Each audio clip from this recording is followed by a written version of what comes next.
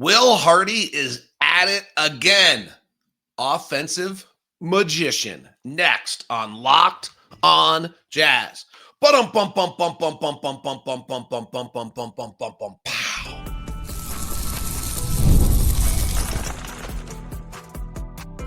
You are Locked On Jazz, your daily podcast on the Utah Jazz. Part of the Locked On Podcast Network. Your team every day. I'll admit it.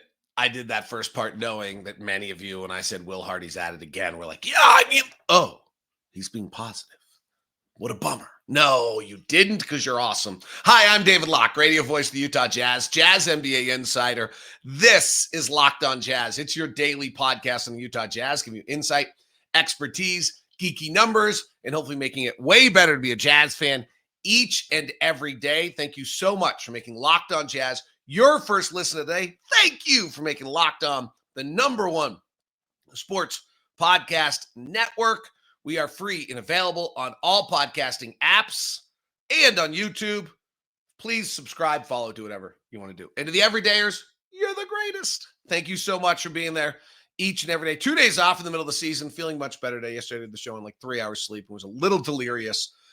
And so therefore, a little bit different today. By the way, today's show is brought to you by FanDuel. Right now, new customers can bet $5. And if you win, you get $300 in bonus bets to use across the app. Head to FanDuel.com to get started. Thursdays will usually be late game watch. We got in at 3:30 from LA. It's just the way it works. And I went to bed at 4 and got up at 7.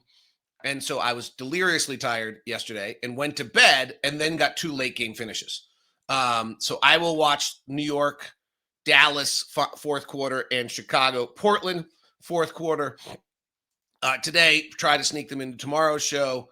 But otherwise, we had actually, when I went to bed last night, we had not had a close game finish since Chicago impressively beat Denver. Chicago almost went 3-0 on a West Coast road trip. Kind of very, very impressive there. So we'll touch on some of those tomorrow. Instead, we're going to look at draft class progression, which I think is kind of interesting. You'll tell me. It'll be geeky number stuff. I broke down the last 6 draft classes and how many guys from each class are playing 30 minutes a night, how many guys are playing 20 minutes a night, and then how many guys are kind of borderline rotation. And it's interesting because there's something funky going on in the league. And then, it's interesting. So we'll look at it together. I think it's revealing. We'll talk about what happens if everyone's tanking. Nick Angstead of Locked On Mavericks did his whole show the other day on why Dallas needs to tank, and Matt George of Locked On Kings did his show on what happens if everyone else is doing this too. We'll talk about that, but let's start with the offensive magic of Will Hardy. So this is Will's 4th year, and this sample size is not huge, but I think if there's a signature right now of Will Hardy as a head coach, he's a really, really good offensive coach. And I also think that the signature is that he comes out of camp usually with one style to play and then quickly adjusts into another style or figures out what is best for his team or not. Listen to this over the last 3.5. The sample size is not super. It's 4 years, and it's it's a little bit of this year, and then there's a Lauri injury that screws things up. But in his first year as head coach, in the 22-23 season, I always wonder when I do numbers, for those of you on YouTube, whether I should be making a scroll at the bottom while I do it. It's an idea. Anyway, sorry, squirrel. This used to have a feature where I could put I can. All right. So year 1, we'll do this. The offensive rating was a 115.8 in the first 10 games. Okay. And no, we're not going to do that. We'll do it later. First 10 games. In the second 10 games, it went up to 118.5. Now, offenses generally get a little better as seasons go on. This is true, but not by that much. So he actually went and became, in the next 10 games of that year, we had the 4th best offense in the NBA. That's Mike Conley, Lauri Markkanen. It's like a real basketball team. And we were plus 2.7. So he was 2.7 points better offensively in the second 10 games than he was in the first 10 games. The next year, we start the year 3-7. Our offensive rating's a 112.0. It's not good. And it's starting to click in. For the next 5 games, we're at a 116.5. So instead of 2.7 better, we're 4.5. And then Lauri gets hurt. And our offense tanks, like plummets. We literally could not score for like 2 weeks. It was pretty horrific. I think, like, if I remember correctly, we were under 100 in like something like 3 out of 4 games right after that, or something like that. I mean, I think we beat New Orleans back to back, kind of in stunning wins without Lauri. And we were like, yeah, it'll be all right.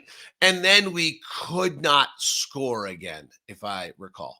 So anyway, in the 5 games after, so in the first 10, we were 112.0. In the next 5, we were 116.5. So we're already heading up 4.5. And then Lauri gets hurt. So you can decide whether it's a big enough sample size to determine. In the 24-25 season, we opened the year terribly offensively. 106.2. I think we were like 29th in the league offensively. And he makes some adjustments. And we get 7 points better in the next 10 games. So in year 1 of Will Hardy, in games 11 through 20, we're 2.7 better. In games 11 through 15, right, because we only have that 5-game sample size, we're 4.5 points better per 100 possessions. And in the 24-25 season, under Will Hardy, we're 7 points better per 100 possessions.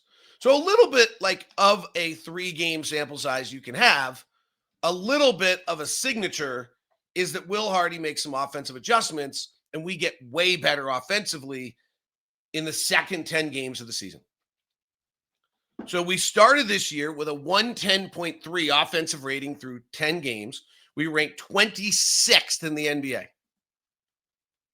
Now, we have not played a huge amount of games yet. Let's not overplay this, but are we seeing the exact same thing out of Will Hardy? To me, it kind of feels like we are. Because now all of a sudden, since we came back from the Minnesota road trip and played Minnesota, Indiana, Atlanta, Chicago, and the Lakers in our last 5 games, we are suddenly on fire offensively with a 124 offensive rating. And the offense is up 14.6 points, and we're the 6th best offensive team in the NBA over our last 5 games. Now, we do have a defensive juggernaut waiting for us on Friday that will probably skew this number, so this was the right time to do this show. Let's be perfectly clear. But let's see what happens. We play the Lakers, and then Golden State, and then Sacramento, and then a defensive juggernaut in Houston. So 2 year 10 games. It's a pretty good 10-game sample size. We'll see whether this holds. But right now, over the last 5 games, all of a sudden the Jazz have the 6th best offense in the NBA, and the same thing is happening that's happened in every other season that Will Hardy's been the head coach of this team. So the sample size is a little wonky. I'm not going to go die on a vine on this one with a 5-game Lauri Markkanen year 2, but plus 2.7 year 1, plus 4.5 year 2, plus 7 in year 3, right now, plus 14.6, which will come down dramatically after Friday. But Oklahoma City's defense is stupid right now. In this last 5 games, by the way, Oklahoma City's defense is allowing 97.2 points per 100 possessions, and in the last 6 games. And the next closest in the NBA is Minnesota at 108.2. Oklahoma City has broken the code. They are allowing 11 points per 100 possessions less than the next team in the NBA over the last 6 games. Than the next team. The league average over the last 2 weeks or week is 116, and they're allowing 97. They're almost allowing 20 points per 100 possessions less. We might not score all night. Okay, it's not that severe, but it feels like it. It's crazy. But I do think the takeaway here is Will Hardy finds a way. And what we've seen, we talked about it a little bit yesterday, more Keyonte Lauri two-man action, finding ways to get Lauri the ball in a different manner, getting away from some of the isolations. We've pushed, since Isaiah's come back, we've pushed the tempo and are getting into actions quicker, getting more transition opportunities. So really interesting to see Will work this magic offensively each and every year, and we'll see how this one lasts. We got 5 games, 2 of them against mammothly good defensive teams. So it'll be interesting to see, what happens. But we've played Detroit, who's really, really good defensively. Played Minnesota, who's really, really good defensively, and we'll see how this. And Minnesota was on each side of this equation. So we'll see how this plays. All right, that is part 1 of the show. So I'm not like into the tank. I'm actually loving the fact we're playing basketball, trying to win. There is, however, no question, we cannot afford to lose our draft pick. And all of a sudden, there's a line out the door at the tank store. We're talking about it next on Locked On Jazz.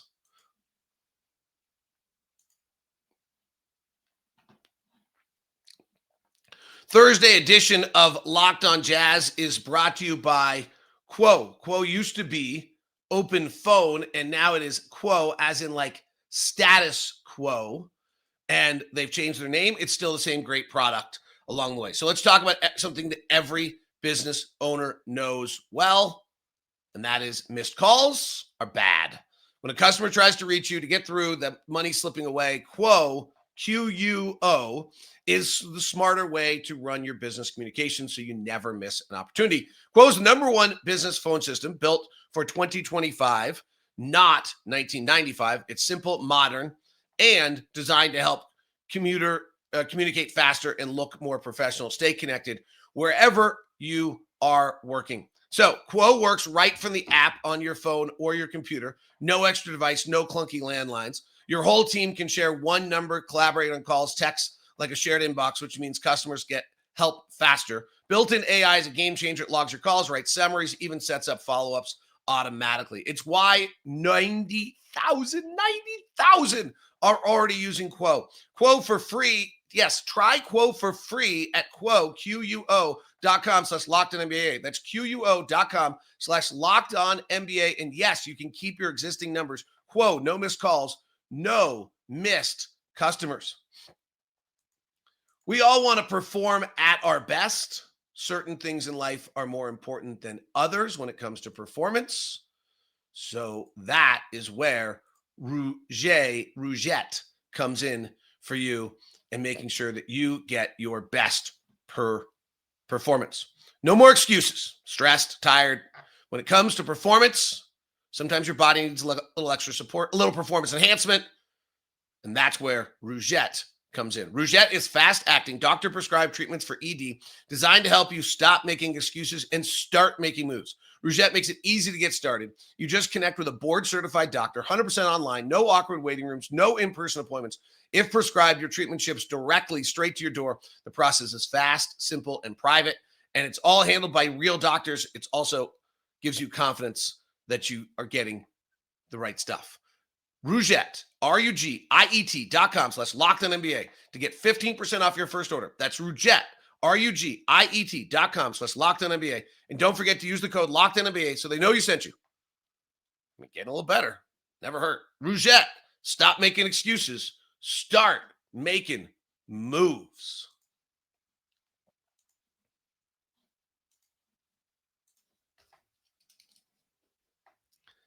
Nick Angst. Oh, thank you for making Locked On Jazz your first listen of the day. And thank you for making Locked On the #1 sports podcast network. Nick Angstead of Locked On Mavericks did his show the other day, and his show said that the Mavericks should tank. And he might be right. They lost again last night. The Mavericks are now sitting with a record of 4-12, regardless whether Kyrie's coming back. I don't know what route they have. They own their draft pick this year. They have Cooper Flagg. They have to figure out what they're doing with Anthony Davis. I think he might be right. Because, frankly, they're probably not making much of a run to the play-in, or maybe they are, but their roster's not very good, right? I mean, that's just the bottom line. And in 2027, their draft pick goes to Charlotte. And in 2028, they will swap with OKC. And in 2029, their draft pick goes to Houston. The Lakers goes to them. And in 2031, they get the least favorable of Dallas and San Antonio. So if you're the Dallas Mavericks, as Nick Angstead outlined on Locked On Mavericks, you should probably pull the plug on this thing. All right. Well, we know the Washington Wizards are. They're 1-13. We know the Pacers are at this point going to. They're 2-13. We know the Brooklyn Nets are. They started that way. They're 2-12.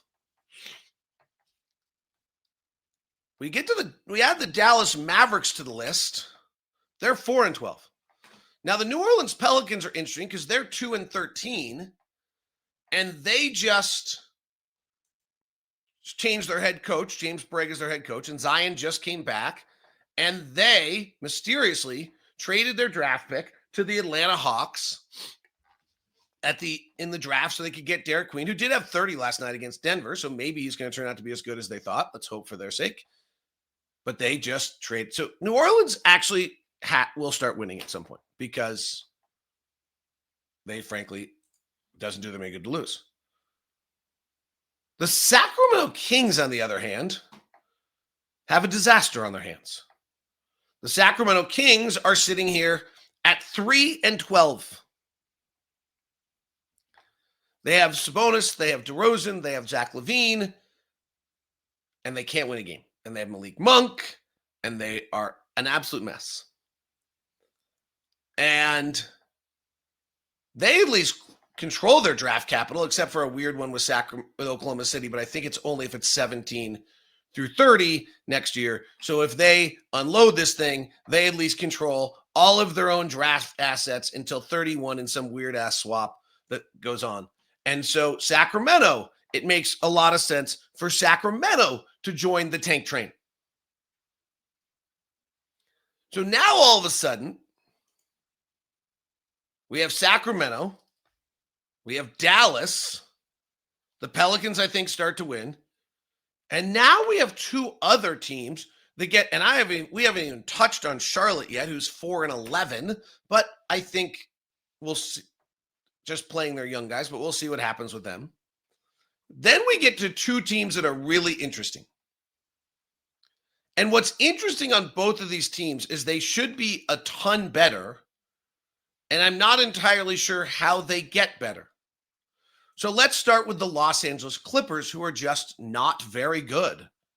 And I watched them late game the other night when you don't have Bradley Beal and you don't have the Kawhi Leonard, and it's James Harden and a bunch of guys that aren't very good. You're not going to get better other than Zubac. But guess what? They don't own their 2026 draft pick.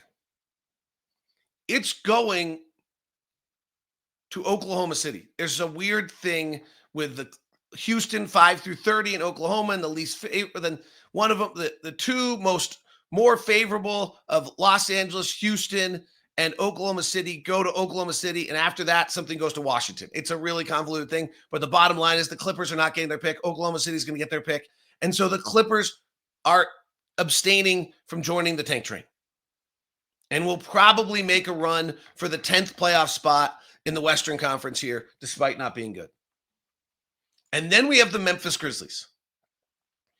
And Memphis thought they were making a run for it this year. They made the Desmond Bane move. They have John Morant. They have Jaren Jackson Jr. They went and signed Kentavious Caldwell-Pope. They thought they had this whole thing figured out with Zach Edey. They're not good. And there's a really complicated draft deal with two middle picks of Memphis, Orlando, Phoenix, and Washington, 1-9 via Memphis, swap for Phoenix, and I don't understand it, to be totally honest. I don't understand it. But it's a question of what the Grizzlies do next. Because I think, if I've read it correctly, and I might not be sure, I think if Memphis is the least good of all those teams, they get their own pick. They will the way I think it reads, they will likely have 2 first-round picks in 2026, their own pick, plus the better of the Phoenix, Washington via Orlando, which means I don't quite get how they get the Washington, what those protections on the Washington one are, but it gets super advantageous for Memphis to tank.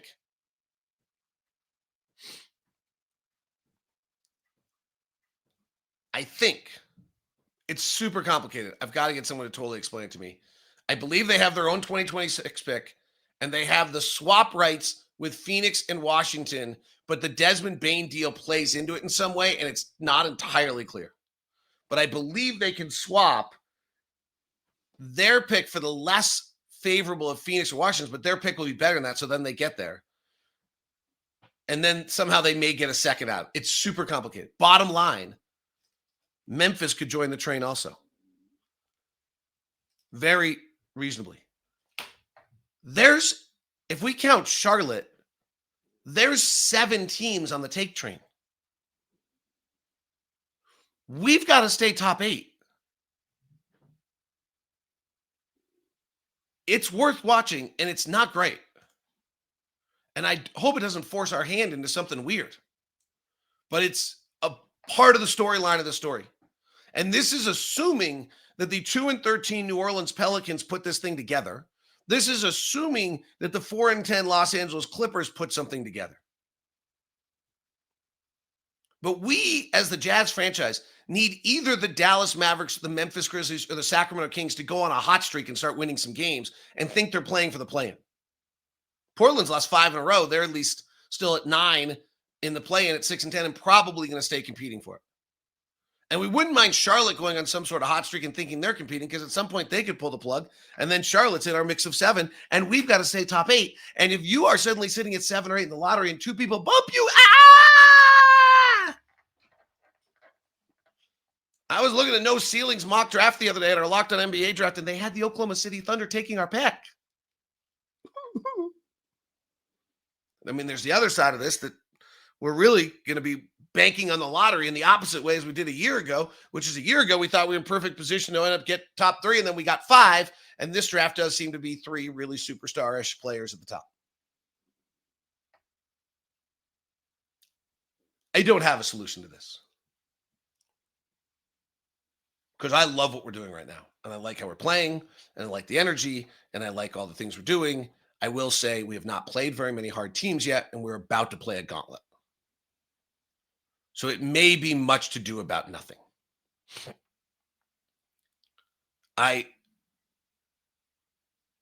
It might be. But if you go to Basketball Reference right now, playoff probabilities, and venture out the season, they have us at 32 wins. I actually think the number is like 18. So I don't know how they're getting 32, but they do. Memphis is at 30, Sacramento's at 29, Dallas is at 26, and the Pelicans are at 22. And the Brooklyn Nets are at 23, and Indiana's at 20, and Washington's at 18, and that leaves us in 8th with 1 ping pong ball going above us, and we lose our pick. I don't think this is accurate, but it's real. Interesting little draft progression, geeky numbers for you next that you decide if it's interesting on Locked On Jazz. Today's show is brought to you in part by Skims. All right, so we are really fortunate, and Skims sends us product. And I've really liked my Skims that I've gotten. The first few, I would say, were really good. They were very good. I used them for travel because they didn't move, and I used them for workouts because they were pretty tight. The last set I just got are the cotton boxer briefs, and they're great. Like, without being weird about underwear, but underwear matters. They're really great. Really, really great. The material, I don't know if they've made a total fundamental change of what they're doing, but the cotton ones are really great. And that's, I mean, what else to tell you? Like, you don't want more, just trust me. You don't want me you want like details? Like, no, they're just super comfortable. So And their whole thing, no slipping, no sagging, no adjusting, is actually totally true. That's why I wear them when I travel. Great underwear. The ad read says they make you feel confident and comfortable. You decide whether they make you feel confident. I can back up that they make you feel comfortable. So I have gone to, I think it's the 5-inch boxer brief. Super great. Super fabric, great fit, sportive, comfortable all day. Don't ride up. I'm there. Like, I don't need to tell you more. You can decide, but I'm telling you they're great. Skims Men, now at Skims. When you place your order, choose podcast in the post-purchase survey, select our show from the drop-down, let them know we sent you. I'd greatly appreciate that. The holiday score is also open, so if you're looking for the perfect gifts this season, Skims has you covered. I don't think you'll be disappointed. I'm pretty certain you're going to think they're great. Today's show is also brought to you by FanDuel. The NBA is back. No better place than FanDuel to get in on the official sportsbook betting and the official sports betting partner of the NBA. If you missed the start of a game, want to ride the hot hand, FanDuel has live bets on everything, who will score next to the fourth quarter comebacks. Plus, you can even combine your live bets into a same-game parlay for a shot at a bigger payout. It keeps everything exciting. And right now, new customers get $300 in bonus bets if they win their first bet. FanDuel.com. NFL Thursday night football tonight, I believe, is the Bills and the Texans. The Bills are a 5.5-point favorite in that one. Tonight, NBA, Orlando's 5.5-point favorite against the Clippers. Memphis and Sacramento. Maybe this spurs one of them on to winning. Memphis is a 2.5-point favorite in that one. Portland and Golden State will play Friday. That one's headlined. Our game is not. I don't see our game. Here's the finals odds. Kind of crazy. Oklahoma City is plus 175. Denver's plus 650. Cleveland's plus 950. Rockets are plus 1,100. And the Knicks are plus 1,300.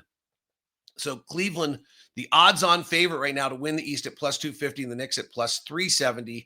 The NBA, the West is just Oklahoma City's just running away with it over on FanDuel on the betting odds at FanDuel.com.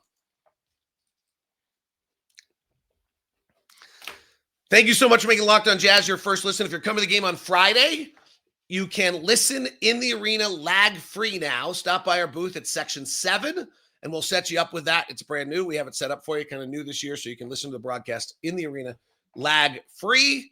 So please do so on that. All right.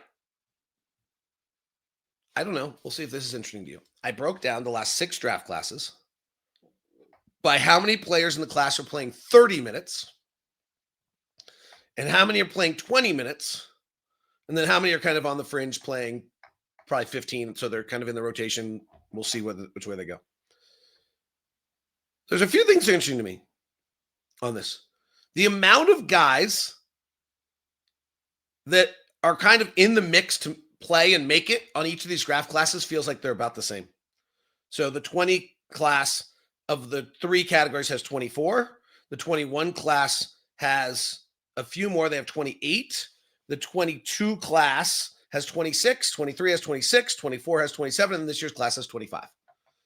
So like out of a draft class, the 20 class is the worst of them at 22. But they all seem to like, and that could be because of COVID and development, right? Those players all came in during COVID. That seems it. The second one that's interesting is though they are not playing 30 minutes consistently until their 3rd or 4th year in the NBA. Like there are a lot of guys or we have some bad draft classes coming. Like I'd have to look at this over years. But the 2020 class has 10 guys playing 30 minutes. The 2021 draft has 11, and then it starts to drop. The 2022 class has 7. That would include Walker if he was playing. The 2023 class has 5. That counts Keyonte. So Keyonte is one of 5 guys in that 2023 class who's playing 30 minutes a night. The 2024 class, which is supposedly notoriously bad, has only 2 guys playing 30 minutes a night. And the 2025 class, which is the one that just came out and super young, only has 3 guys. You wouldn't expect many more. The other thing is, it's clear that until the 4th year in the league, guys might not be ready to play over 20 minutes a night. So in the 2020 class, there's currently 21 guys playing at least 20 minutes a night. So the 10 that are playing 30, another 11. In the 2021 class, there's 22. And in the 22 class, there's 21. So that's really interesting. In those classes, 3, 4, and 5 years out, there's 21 or 22 guys that are playing 20 minutes or more, really having an impact. And what's funny about that is if you hear us talk about the draft, what we always talk about is that 7 of the top 10 players in the NBA become rotation players drafted, sometimes 8. Half of the players from 11 to 30, so 10, become NBA rotation players, and then like a few outliers. That gets you to about 20, 21, 22. Like if you have 8 and 10, 8 of the top 10 become rotation players. And then you have half of the picks after 10. So that's 10. That's 18. And then 2 or 3 second round picks and 2 or 3 free agents. And you have 21 or 22. It's kind of crazy. The 23 class only has 15 right now. But they have 9 players that are playing between 15 and 20. It's going to be interesting to see of those 9 players, which of them vault into a bigger group.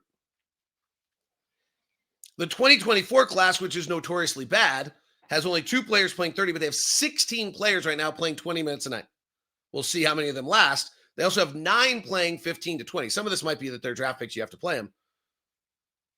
But that actually has them at a very high number, but it'll be curious to see whether they break through. But they only have 18, and this year's class of rookies have only 13 kids playing 20 or more minutes a night, 12 of them then playing between, kind of getting their feet wet between 15 and 20, but probably not making a huge impact. So it's really interesting. It does show there, one, that almost every draft class has the same amount of guys. 2, that player development really kind of clicks in year 3 or 4 of who you are, as much as like we're going to determine what we think of Cody Williams, Isaiah Collier, Taylor Hendricks, Kyle Filipowski right now. And we're seeing it with Walker in year 3. We're seeing it with Keyonte in year 3. That these guys develop. And then we're seeing here the whole wide league trend is that. And it is interesting to me. We'll see, does the 2022 class, so the 21 and 20 class have 10 guys playing 30 minutes a night. The 22 class has 7 right now, but they have 14 guys playing 20. Will 4 of those guys vault up between year 4 and year 5 up to 30-minute night players next year? And then that's the number, is that you always have 10 to 12 players playing that. I can stretch this out and we can look at it more. But that was an interesting look at just kind of what a draft class is and how they progress and what they look at and what happens. And it'll be, I have a hard time figuring out how the 24 class is going to end up with 11. And I have a hard time actually looking at the 23 class, which is Keyonte's, and finding, I was trying to look and see if I could find 5 more guys that I thought would go to 30 minutes a night. And maybe Asur Thompson and Anthony Black make the jump. If Anthony Black's shooting can get better, he's still only at 29% from 3. I don't know. It's funny. I'm looking at that draft class right now. The 5 guys that are playing 30 minutes a night are Amen Thompson, Victor Wembanyama, Tamani Kamara, who is a second-round draft pick, Keyonte, and Jaime Jaquez. And then the next minutes guys are Jerice Walker, who's playing a lot because Indiana's bad, but he's not playing well. His effective field goal percentage is 38%. He's shooting 31% and 29% from 3. Kaysen Wallace, Brendan Pajemski, Asur Thompson, Anthony Black, and Bilal Coulibaly are kind of the next group. And I don't know if I see that. So interesting to see. I don't know where 5 more guys in the 20 to get to 10 in the 2023 class. The guys playing 30 minutes in the 2022 class are Dyson Daniels, Benedict Mathurin, Jabari Smith, Paulo Banchero, Ryan Rollins, huge surprise, Walker. I did have Walker already in here. And Max Christie. Christie is surprised. Chet Holmgren is at 29.9. He'll get over it. Christian Brown's at 29.5. Andrew Nebhard's at 29.3. So they're really close. They just didn't happen at 30. I mean, that was just kind of bad luck. And Jalen Duren's in that group. And Shaden Sharp, who's about to become a star, is in that group. So that group, there's no question the 2022 class is going to be at 10 or 11 guys playing 30 minutes a night, which seems to be the number. All right, that is Locked On Jazz today. Tomorrow, Ask LOJ edition. Send me your questions on Twitter or email me at dlock09, and we'll have them for you tomorrow. Ask LOJ and the Thunder in town. It's next on Friday's edition of Locked on Jazz. Thanks for tuning in. We now say the first ever 24/7 national NBA channel, Locked on NBA on YouTube. Check out Game Night on Locked on NBA's feed. Every game, every night.